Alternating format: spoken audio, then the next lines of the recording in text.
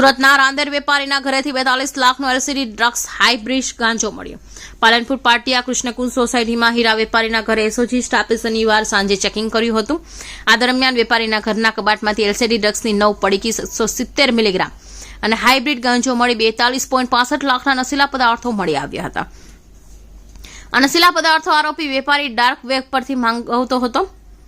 3 દિવસ પહેલા LCD ડ્રગ્સનું parcel બેંકોકથી આવ્યું હોવાનું જાણવા મળતા સ્પેશિયલ ઓપરેશન ગ્રુપમાં સ્ટાફે વેપારીને ત્યાં દરોડા પાડ્યા હતા. કૃષ્ણકુંજ સોસાયટી પાલનપુર પાટિયા રાંદેર મૂળ રહે ભીનપાલ રાજસ્થાન વોન્ટેડ જાહેર કર્યો છે. પાર્થ મંદિરવાલા હાલમાં 29 મે થાઇલેન્ડ ગયો હતો. તેના પરિવારે જણાવ્યું હતું કે પાર્થ નશીલા પદાર્થનું સેવન કરે છે. પાર્થ દુબઈ થાઇલેન્ડ હીરાના ધંધા માટે જતો હોવાની ઘરે વાત કરી હતી.